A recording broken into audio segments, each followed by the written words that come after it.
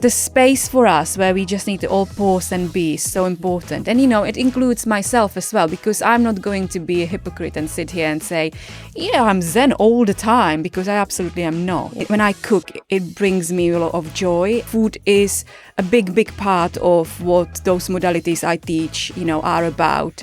Back in the day, I always used to think, I have to have a big job, a lot of money in my bank account to be accepted, flashy car, need to have a lot of nice clothes and shoes and big house, and none of it matters. It doesn't matter.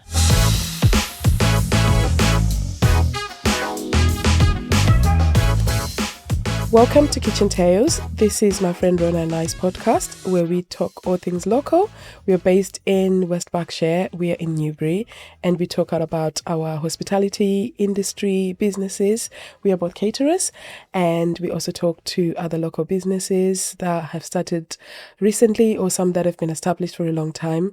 And I'm here with my friend Rhona.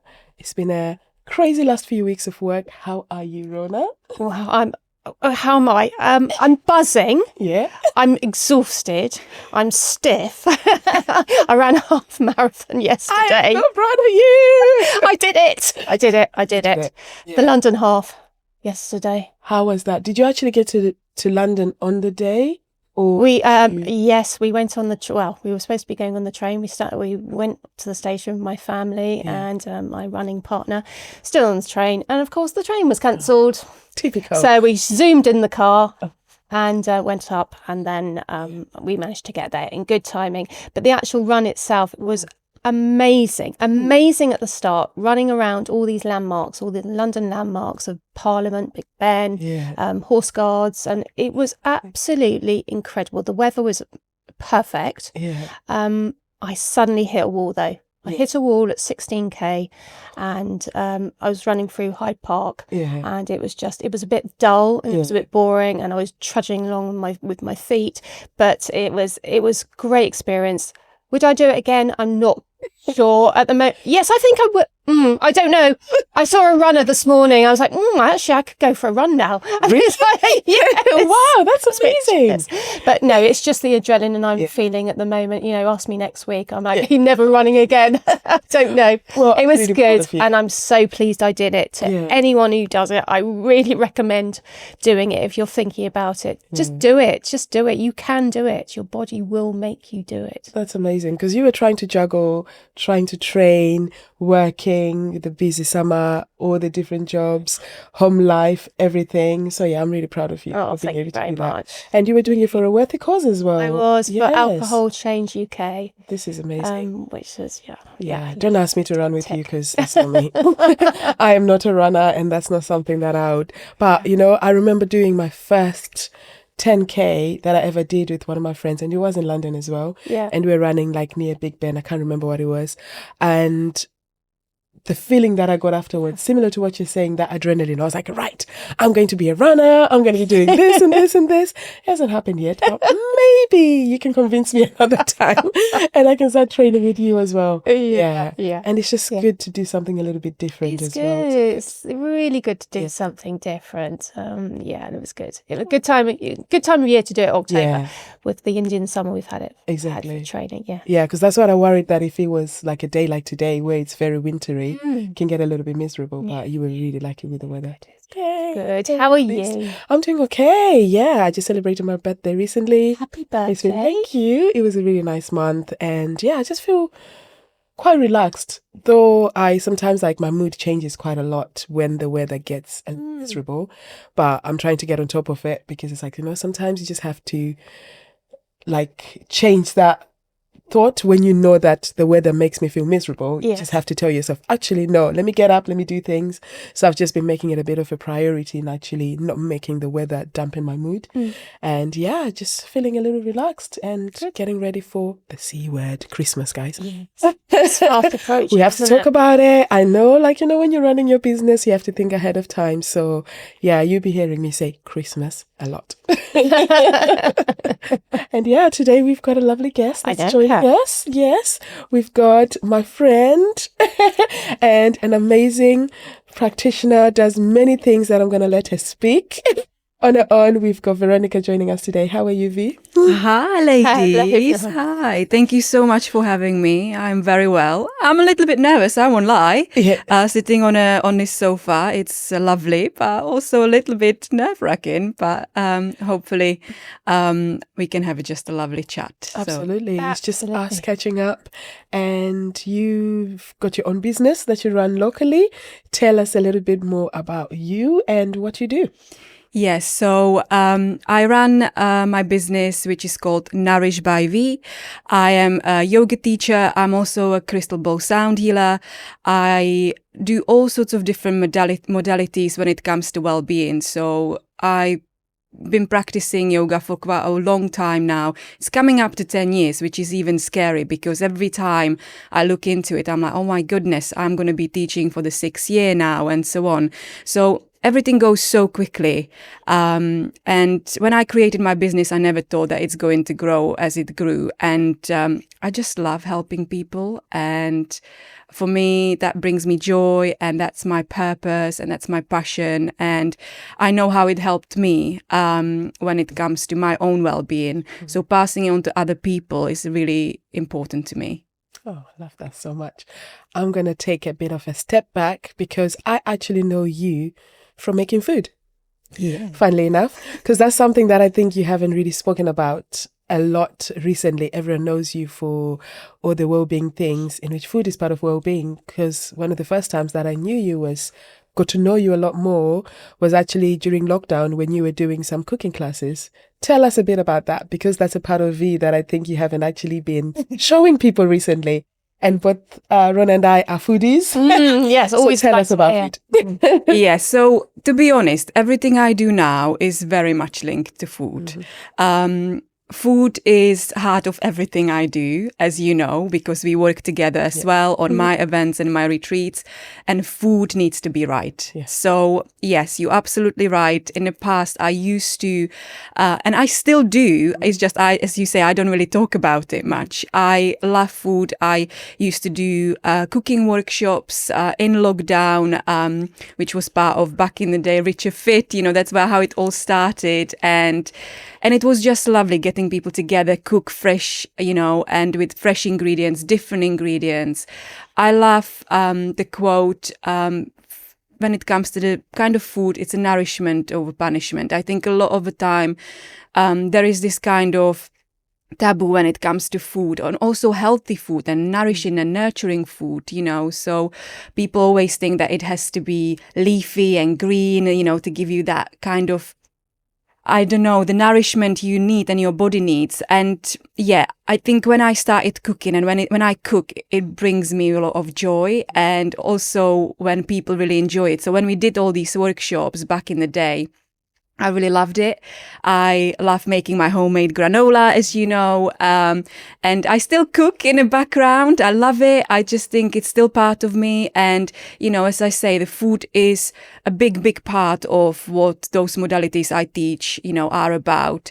Particularly when you come into Ayurvedic world, food is so, so linked to it. And I just think when it comes to anything, movement and kind of the connection within food plays a big part. And I also look at food as a privilege. I think food is incredible, and we all should look at it as a privilege, because not everybody is able to, have a good food. And so I think when you cook, and I know that not everybody enjoys it, but cooking can be so simple and so nourishing. And, just to give you an example, you've delivered a lovely, lovely food for me this weekend gone for a retreat.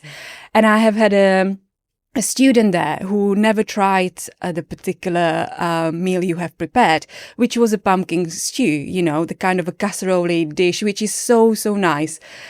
And when he received the plate, he was a little bit worried because it was not meat. It was nothing to do with meat. And I was a bit like, oh no. And I was like, are you okay? And it's the meat. Yeah. And he was like, well, what is this? And then I explained, and you know what? he finished the entire food and he said, I never had a pumpkin before. And it was incredible. And I was like, this is exactly it. This is exactly what I love when people try something different, something new. And it could be so simple. You know, I think people don't have to overcomplicate things, and food doesn't have to be complicated to feel good inside and out. So yeah, food is a big part of what I do. If I'm not cooking it, I've got a lovely people cooking it for me. And you know, for me it's really important. I think food is heart of everything I do. And if the food is not right, that is a problem. So yeah, I love food. I'm a big foodie myself. You know, I love supporting locals as well. There are incredible places out there, and yeah, food and me, we will never depart. I think I used to have a really bad relationship with food in a past, and now I've completely changed the way I look at food, what it does, you know, and I'm just grateful for it. Every time I can cook something, every time I'm able to try something different, every time I go and explore food elsewhere, I'm grateful. I'm grateful. Food is so important for us all. Yes, I love that. it really is. Absolutely is. So how did you actually get yourself to become a yoga teacher? What got you to do that? Is it something that you've always wanted to do? Tell us a bit about your background, how you got to actually become a yoga instructor and doing all things wellbeing. How did that come about? Interesting question that is, and also something I have to keep reminding myself of as well. So, as I mentioned, I used to have quite a bad relationship in the food in the past, and I kind of entered into like a bit of a healing journey myself, and I've discovered food, and the reason why I started kind of looking into it a little bit more, I have had some health scares in the past, and you know, I have had family members who got unwell, best friend who got unwell, and actually she was the one who chose to change her lifestyle a lot when it comes to food and changes within her life altogether. And when I kind of had my health scare, I knew that I had to change something, and I had to start looking into food as a healing medicine for me, not just a kind of, oh, you know, you just have to cook for yourself and we have to eat in order to survive. And I had to look at food in a bit of a different way and what it can do inside my body as well as the outside. I also used to suffer with a really severe acne, which really had an impact on my confidence, you know, and I had to really start thinking about how I can change things when it comes to my diet. And then did you feel that you were eating unhealthily at the time? You know, I come from the background, so I'm from Eastern Europe, I'm from Czech Republic. I mean, our cuisine is very heavy, I would say. Beautiful food we've got, but the way how I grew up, everything was quite heavy. And my grandma, you know, who unfortunately is not with us anymore, but she was always my role model. Like, she did a lot of fermented food, you know, she did her own cafe, you know. I always used to go for a milk to the milkman. So he was actually milking the cow in front of me as I was waiting, you know, and all these different things kind of taught me something. But when I started growing up, becoming a teenager, then changed kind of where we lived, you know, so I moved into big city. That's where the issue started. I think I stepped away from the home cooking into fast foods, into things which were not really nourishing my body. I was constantly on the go. I was studying. I was living in a big city. Obviously, the nighttime life was crazy. And that kind of led me to, I think, where I was. Like, my body, because I have not really nourished it over the years, has kind of got impacted. So, yes, I would say when I was growing up, we always had a lovely food, you know, nourishing, nurturing. But then, yeah, when I kind of changed, and we all go through the different change in our lives, right? So I think perhaps I needed to go through that change in order to establish what's been going on.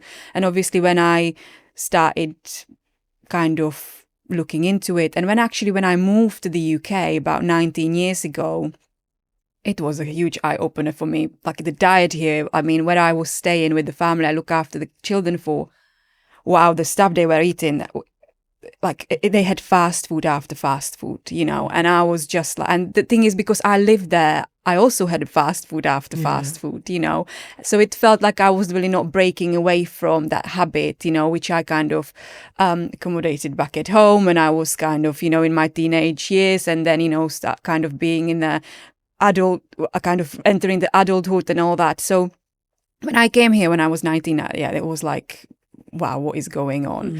I remember I've put a lot of weight on. Just, it shows how when you nurture and nourish your body, how different you can look at it as well.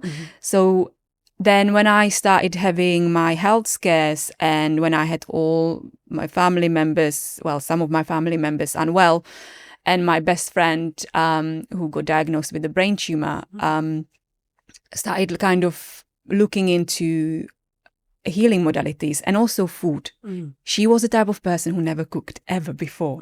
I remember when we were at school, she asked me about how to cook sausages, you know. So when she started looking into food and what it can do and how it can support her health, she also started chatting to me about, you know, you have had some issues, you have had your acne for quite a long time, you know, maybe start thinking about what you're inputting into your body. And yeah, so after that, I started really looking into it. I changed my lifestyle. So for me, food is lifestyle. And because of a lifestyle, I started looking into other modalities such as yoga, breathing, you know, sound healing as well, and what it can do and what it did for me as well. I noticed very, very quickly how impactful, like good impactful it was for me, in the way that I started looking at my body in a completely different way, not just, you know, body being on a scale.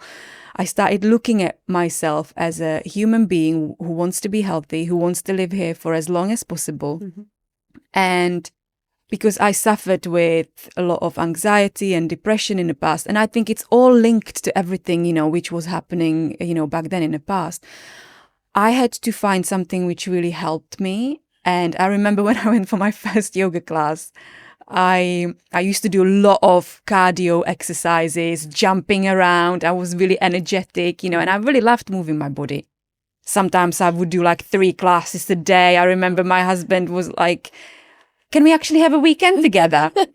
And then I got to the point where I was just like, but my mind is still really busy and I just don't know what to do about it. So I was kind of dragged into yoga class, and at the end I was like lying there and thinking, what's just happened? Do I like it? Don't I like it? I don't know. So I didn't know that it will be something I will return to, but I went home and I felt great. I felt so great that I could not stop smiling. I was thinking, I want to do more. And when COVID happened, I mean, no one talks about it these days. But when it happened, I think it was a huge eye opener for me, and I think for so many people. And that's when I decided to kind of qualify and become a full yoga teacher. I was teaching before, I was teaching different classes, but yoga was something I wanted to explore more of. And then once you start, you can't stop. So I keep adding to it because, you know, now I'm really interested in breathwork and what it can do for us, because, you know, I'm noticing that my body is in need of slowing down more, you know. And again, it's what you're inputting in as well, and, you know, how you live your day-to-day life. And let's face it, we live in a very bizarre world where, you know, we're so busy and, you know, everybody's constantly on the go, and yay, we are. So the space for us where we just need to all pause and be is so important. And, you know, it includes myself as well, because I'm not going to be a hypocrite and sit here and say, yeah, I'm Zen all the time, because I absolutely am not. But I try to find a space, even if it's 5-10 minutes for me, you know, and I've got a great support network around me. You know, my husband's been absolutely incredible. And, I've got great friends who's been supporting me on this journey. Colleen's been there, ever since I started. And I've got other amazing people who support what I do. I work with a lot of local businesses who offer well-being.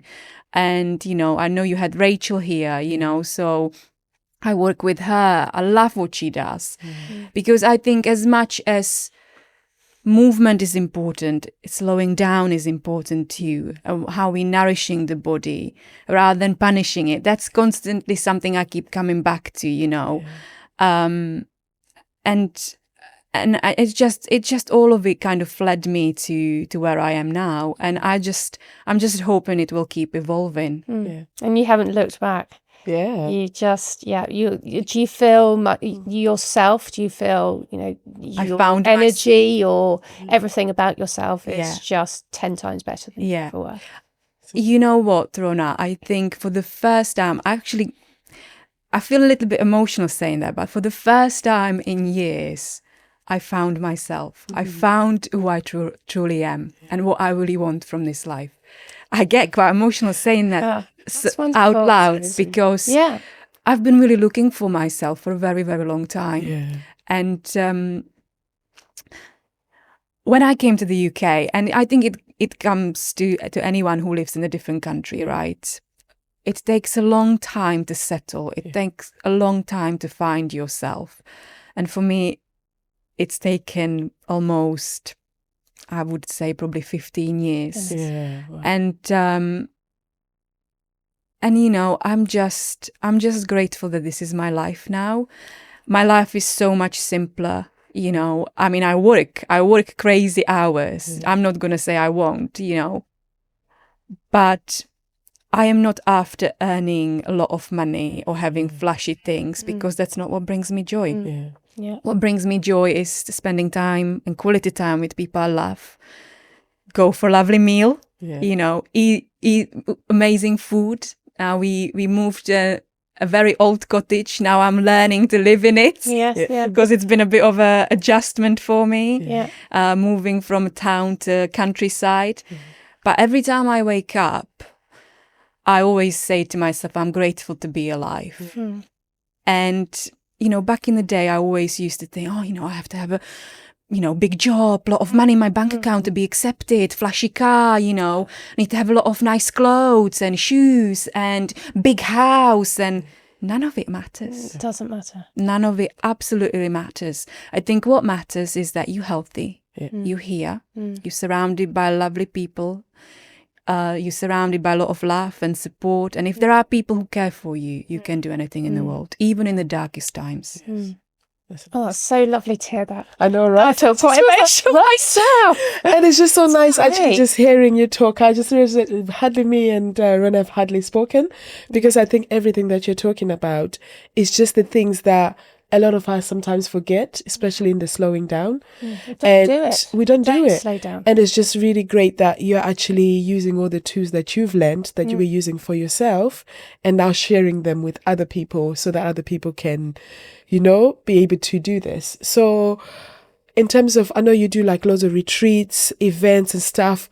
Where can people find out about you and what you do, and to get some of this amazing energy that we're feeling in here, and to come to your yoga classes? Like, how do you, where can people find you, and how do you advertise about all the things that you do? Well, sometimes I'm very, I used to be this person who I need to really promote myself to but, and you still do, when you run your business, you just have to get out there for people to be able to see you. But sometimes I find that people come to me and they find me, and they can find me. I'm online. I've got a website. It's www.nourishbyv.com. Everything is listed there. I mean, if I have time to update it, if I'm not in between classes. I am on social media on Facebook and Instagram under Nourish by V. People can connect with me, DM me if they're not really sure what they want to do or what kind of is suitable for them. Always happy to chat. I love dancing a lot, so you may see a lot of Good. dancing videos. It's a great release Yeah. for me. It's the best thing ever for me. And you know what? I just don't care. I no longer care what people think of me. I just do what I want to do. We've got such a small space of time on this earth. You may not even realize it. So live it to your fullest. So yeah, you can find me across all these channels. I've also released my podcast as well, which is about nourish, not punish.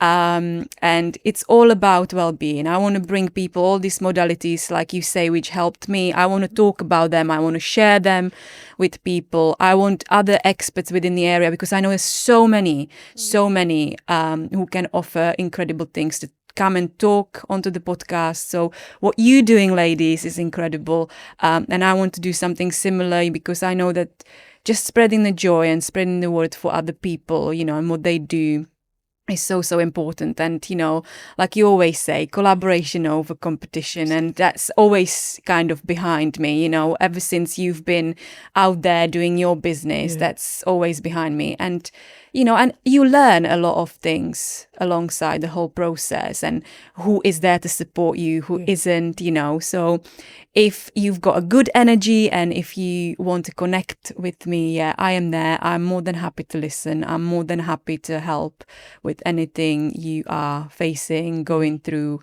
and we can see how we can work it all out. Oh, that's Thank amazing. you. That was really Honestly, good. it's absolutely amazing. And I'm just glad that you are so confident in sharing your journey. And I've watched your journey throughout. And it's just good that you're in a position where I just feel like a lot of the things you're doing them for yourself. And naturally, that resonates with a lot of people, and a lot of people get to have that joy. So thank you for spreading a lot of joy, especially in your social media, dancing, everything that you do, because, and it just makes everybody so happy. So thank you for joining. Thank you And so thank much. you for having us on the podcast. Before we finish, we're always asking all our guests what they're having for dinner, because Rhona and I like some inspiration. It can also inspire other people what they're having for dinner. So tell us, what are you having for dinner tonight? Right. So it's a time of hibernation, as I call it. So usually if it's a time of hibernation, I always go for either soups or casseroles or stews. So actually tonight, I've actually looked into the fridge before I came. I like that. And the only thing I can see is a courgette, fennel, ginger. So I think I'm going to be making a courgette and fennel soup. I like that. So I did that the other day, and hubby was pleasantly surprised. So I was like, I'm making it again. So this is what we have in tonight. I might have to try that, because I'm not a fan of fennel. It's so crazy. There's two things I don't like, and it's fennel and rocket. I have to try But this. you make amazing fennel salad. You always put it in something. I do, but I don't like it. Don't like it. Yeah. Fennel and rocket, those are the two things. Oh, I know about rocket. I didn't know So I about might have to try that one. Just maybe I might like it together with the courgette, because I love courgette. What are you having, Ron? I'm not quite sure. I think I do have a cottage pie in the freezer that I can whip out one. So I need it. I need to Exactly. It just feels like a comfort food day, isn't it? food. Yeah. Yes. How about you? So I'm actually having some of the pumpkin that I made for V on a last retreat. I kept it because honestly, this pumpkin was humongous. What I didn't actually tell you, it actually came from, there's actually a Zimbabwean guy who started his own farm here in the UK. His farm is based in Cambridge. So the seeds are actually from Zimbabwe, and he actually grows. So that pumpkin is not a variety that you find often.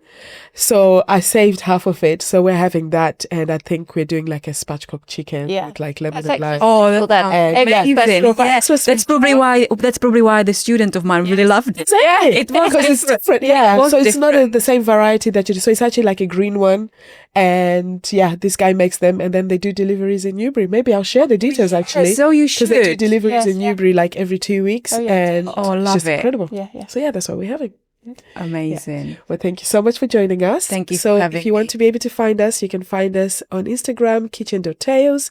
You can find us on Spotify or other places you listen to podcasts, and we're also on YouTube. Thank you for listening to us today. Very much.